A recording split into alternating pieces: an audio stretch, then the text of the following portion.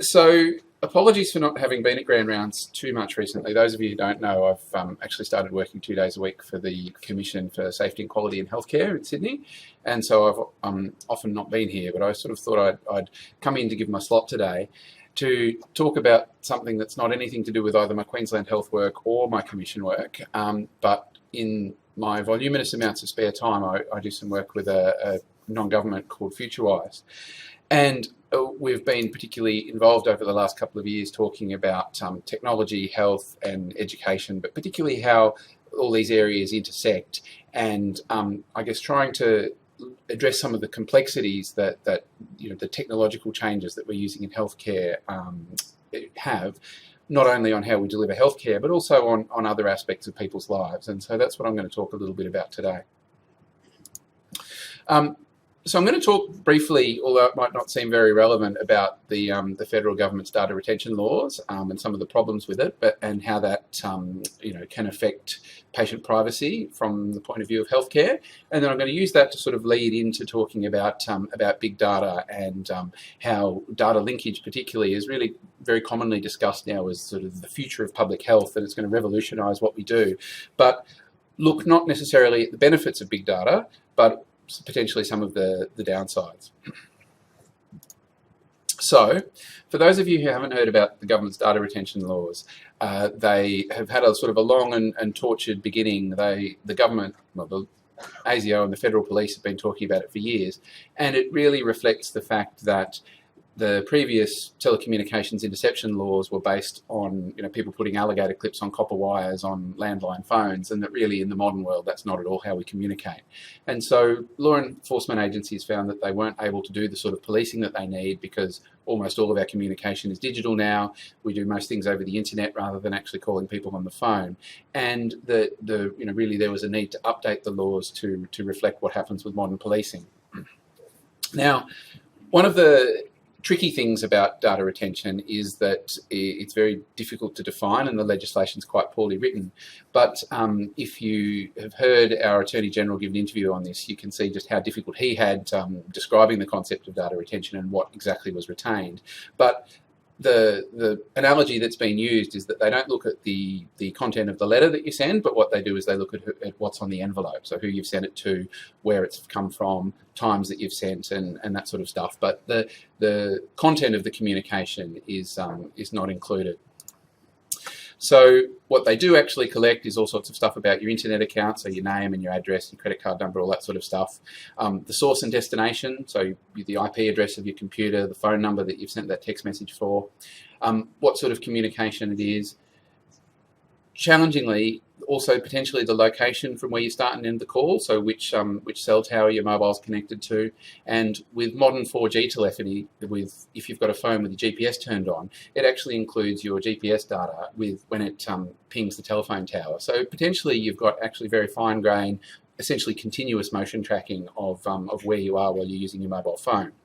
But the content's not included, and so the argument from the Attorney General's Department and the law enforcement agencies is that there's no personal information revealed, so it's not privacy sensitive.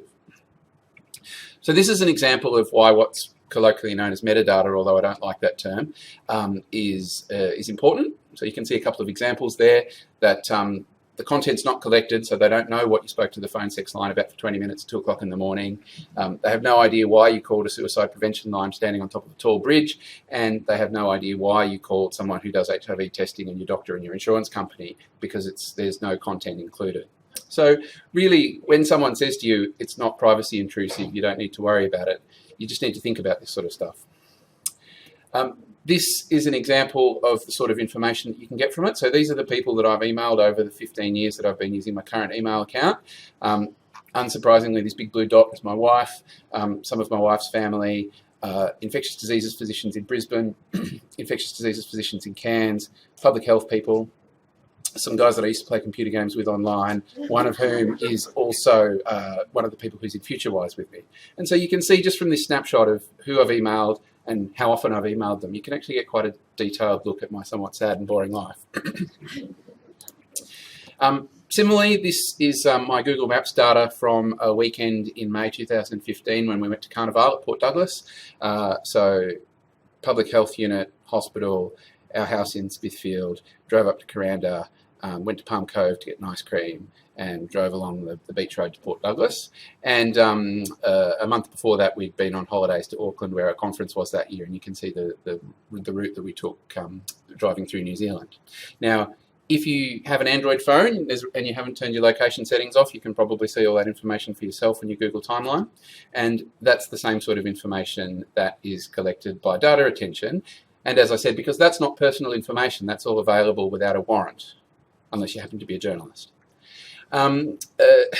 So the law enforcement agencies made 550,000 requests for this non-privacy intrusive data in 2013, and the law has really only kicked in this year at the end of April, and is now much more available to people. So you can see the sort of information that people are able to get from you, or able to get about you, without really very much effort. Why is this a problem? Well, you're probably going to pay more for your internet because your internet service provider needs to store all this data. And basically the federal police can't look after their data. There's been 5 data breaches with major sort of pots of this information, including a spreadsheet with a complete list of every Australian parliamentarian's mobile phone number has been downloaded from someone's website. Lots of detail about a group of asylum seekers in immigration detention, including which country they'd come from, why they were requesting for asylum. And you can imagine, with places like Iran, that could potentially be used as sort of a basis for them to be imprisoned if they return home. And the other problem is that the law was so shabbily written that there's actually no requirement for any of these law enforcement agencies to delete the data after they've finished using it, so it sits on some guy's hard drive somewhere and is potentially available to be accidentally uploaded to the web at any stage in the future. So how does all that influence us as doctors? Well, obviously we have a requirement for patient confidentiality. I work in sexual health, so we think a little bit more about that sometimes, but you need to think of other cases, if there's domestic violence, issues with women giving birth or with children in the PEDS wards. And if someone says to you, look, I'm going to come and see you, Trent, at the sexual health clinic to help sort out this burning when I pee, but I don't want anybody to know anything about it under any circumstances, how can you help me with that? Really, you've got to take fairly extreme measures, like tell them not to bring their mobile phone with them and not call the clinic from their home landline phone and not to look at the service's website from their home computer. So if people really want confidentiality, we have sort of a bit of a requirement to understand a little bit more about this sort of thing. And I'll just go through it quickly because otherwise I'll probably run over time. But in theory, because you can apply to whoever stores your telecommunications data to get access to it, that's what's known as discovery. And in family court settings, for example, anything that's potentially discoverable to you is therefore fair game to your partner, your ex-spouse or whoever's lawyer. So they can request access to your metadata because it's potentially data that you have access to. And that's just a little series of events of non-contact containing thing that you could imagine would be very interesting to someone who was trying to get a divorce on the basis of infidelity. So just a brief note about Facebook. Facebook is anathema to privacy. They actually published a study in 2013 showing that they could manipulate your attitude by what they put on your newsfeed. So they took 300,000 people and showed them happy news for a week, and then they took 300,000 people and showed them sad news for a week, and they found that the people who got showed sad news were more likely to use words in their posts that were sad, and vice versa. And that was published in the Proceedings of the National Academy and was approved by some ethics committee somewhere. So, emotional manipulation of 300,000 people published in a scientific journal. And just a few weeks ago, you can see that the Australian obtained an internal document from Facebook that basically says they know how you're feeling by what you post. The Australian speculated that they used that as advertising tool because if you're feeling a bit sad, then you probably need to buy a Coke. But Facebook strenuously denied that was used for any advertising purposes. This graph here is the data that Facebook collect on you and how they link it all together, which is, you're not supposed to be able to read it, but you can, just how much information they get by which web pages you look at, which likes you click, whose friends you spend lots of profile time looking at. It's really quite it's a very, very, very privacy invasive site, and people don't realise that you're not paying for it because you in fact are the product. More directly related to doctors, this was a great story about, I can't remember the exact details, so I'll sort of abstract it a little bit, but a 27-year-old guy who went to see his psychiatrist and said, "Hey doc, Facebook suggested that I add this 70-year-old woman who I've got no possible way of knowing. Is she one of your patients?" And the psychiatrist went, "Well, I don't know what you're talking about, of course, because of confidentiality, but in fact it was one of the psychiatrist's patients." So possible ways that you can think of that could have happened is that both patients probably had the shrink's mobile phone number in their phone, because that's where you store your phone numbers. Both of those patients spent a couple of hours in a place where the psychiatrist spends all their working week. So there's lots of ways that, without knowing any direct details, these two patients could be linked together. And quick show of hands, how many of you have uploaded your email addresses to Facebook so you can more easily find your friends? There you go. So now that I've scared you about privacy, I'm going to talk about big data. So I'll start with an example. This is just from earlier this year. So, those incredibly annoying 4-page questionnaires that you fill in when you go to give blood? I hope you all do, because I hope you all give blood. So the usual story, that all that is stored in a database that some guy accidentally left on a publicly accessible website and was downloaded a few times. And so 550,000 donors had all of their answers to "have you ever had sex with a man, have you ever been to see a sex worker," available on a public-facing website. If you give blood, Red Cross probably sent you an email earlier in the year saying that we take data security very seriously.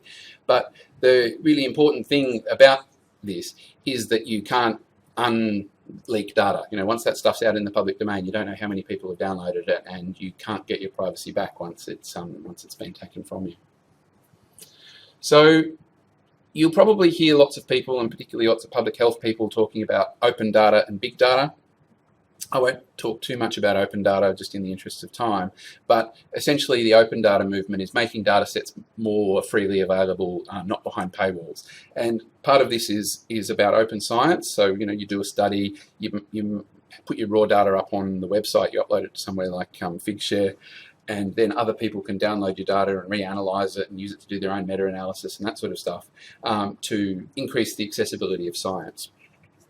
Also, interestingly, it's been shown to mean that your research will get more citations rather than less. So people think, oh, no, I need to publish in The Lancet or some big fancy journal. But you'll actually get more citations if your data is easily available. Why this is relevant is that government data is moving much more to open data. So if you go to data.queensland.gov, you can see that Queensland Health's got about 100 data sets up, including how much money the health service spent on consultancy in the last financial years and who has been travelling overseas. And I think that the overseas travel one, in case you're interested, was very boring. I think Paul Cullen just went to give a talk overseas somewhere. And federally, you can see that there's 50,000 discoverable data sets on data.gov.au. So there's this enormous amount of information that's potentially freely available to anyone. Now, open data is sort of putting this data out there for people to use. Big data is basically the analysis of all of this enormous amount of data that people generate. So IBM estimate that we generate about 25 million terabytes. So, the average hard drive for a computer that you buy now might be 1 or 2 terabytes of data every day in the world. And from all the stuff that I've shown you, like emails, Facebook, if you're wearing a Fitbit that monitors your heart rate and where you're walking and how fast you've run and all that sort of stuff, you can see just how much data we generate just from going on with our normal day. This is also from my Google profile. When I was in Sydney last Friday, you can see that I looked up some population health data on the Queensland Health website, that I looked at some SMSs from my wife using Signal, that I checked my Twitter account a few times, and that I read my email on my phone. And if you have an Android phone and you haven't changed your privacy settings, Google knows everything that you've done. Segue from there, there's a subsidiary company of Google, or Alphabet as they're now called, known as DeepMind, which is essentially an artificial intelligence research organisation. And one of the things that they did is that they entered a partnership with the Royal Free in the UK, running all of the enormous amounts of patient data, so just patient record data, through these artificial intelligences, what they call machine learning, to try and improve patient care. And you can see that there's a smiling, happy British family who are a patient of Royal Free who, so a new app which detects early sign of kidney failure is now being used to improve care for some of Royal Free's most vulnerable patients. So essentially what it does is the artificial intelligence checks when your patient gets an acute kidney injury, and then they SMS the consultant directly from the lab analyzer, rather than the scientist looking at it, validating it, calling the nurse, who then pages the doctor, who then finishes putting the cannula in, gets a coffee, and then checks the result, and then looks at the patient, and then goes, oh, gee, maybe I should do something about that, and then pages their boss, and then who looks at the result. So, essentially what it is, it's cutting out all those sort of intermediate steps. So patient develops acute kidney injury, the lab sends the consultant an SMS, which, I don't know, I think that sounds terrible if I'm a consultant, but you can see that in a day they analyse about 2,000 blood tests, which reviews 60 patients with a change in kidney function, which issues 23 alerts, and 11 of which had an impact in patient management. That's just in one day in February 2017.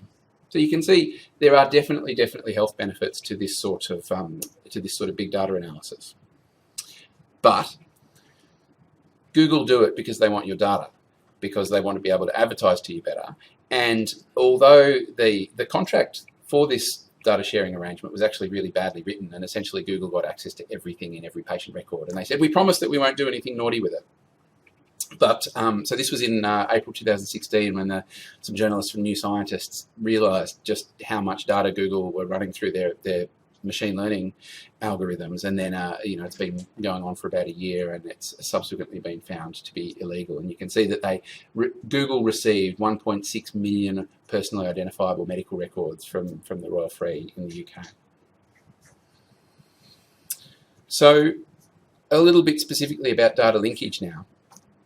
So I've spoken about all these sort of different data sets that we have, and if you only have to think about how many different sort of health systems we could move through and how much health data we generate. So your general practice and their patient information system, you generate Medicare item numbers as a result of being seen by those patients. The GP writes scripts for you, which goes to the PBS.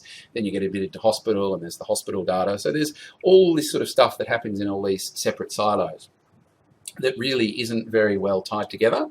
And the idea of data linkage is to be able to bring all these different sources of data together in a way that they can be analysed, so you can see that if a patient doesn't go to their GP enough, are they more likely to be admitted to hospital, say, which seems like a fairly simple question, but there's not really a good way of measuring that without putting all these disparate data sets together.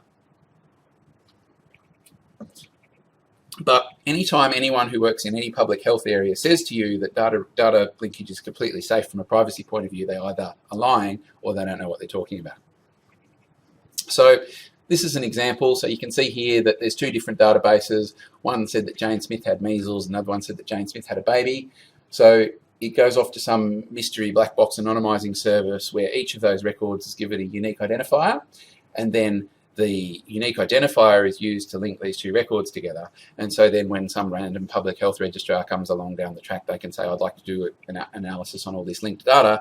And you can see that an individual identified by this reference number had all of these other things happen, but in theory, it's de-identified, so there's no directly, personally re-identifiable information. This is a quote from Fiona Stanley, who got quite upset when privacy wonks were suggesting that people should boycott the census last year when they started collecting named data. So you can see, in our increasingly complex world, members of the public should be reassured that without risk to privacy, information can be aggregated and used to inform and protect them. Now, as I say, data linkage is unequivocally of public health benefit. Things like folate and neural tube defects were discovered through this sort of big data research. But if people say there is no risk to privacy, then they are not correct. For example, just earlier this year, Medicare Australia published a sample of de-identified MBS and PBS data on their website at data.gov.au. It was a random 10% of Medicare numbers, and it was all of your interactions with Medicare in the 30 years, 1984 to 2014. There were two separate data sets. One, the Medicare services that you'd done, so which GPs, which specialists you'd been to, what sort of allied health stuff you'd done, pathology, bulk billing pathology, and a separate one on which prescriptions you had received through the PBS. They used the Bureau of Statistics has a standard statistical linkage key, which is in this form here. So 3 letters from the surname, 2 letters from the first name, date of birth and gender. So that's publicly accessible information. So if you now want to Google any of my ABS link data, that's my statistical linkage key. And you can see that you can actually work it out for anyone whose date of birth that you know without really any brains being required at all. And somewhat curiously, the people from MBS said, look, this is the algorithm that we've used to obscure your data so you can be completely legit guaranteed that there's no privacy implications.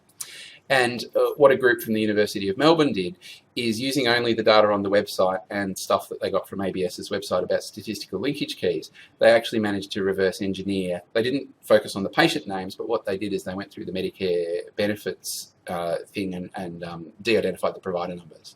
So they could work out that say, for example, Professor John McBride bills lots more people 130s than 116s, and that he's probably being a bit dodgy, for example. Which I'm sure John doesn't, because he's... I don't even know what 130 is.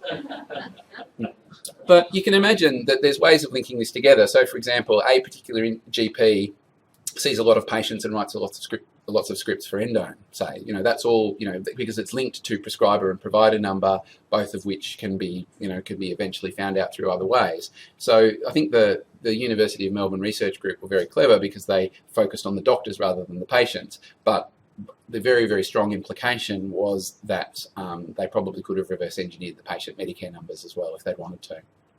And interestingly, the day before they published this research, the government very hastily changed the law and actually made it a criminal offence to re-identify de-identified data sets. Because this group had gone to the government and went, oh, your data was a bit shit, and the government sort of changed the law in a precipitous hurry.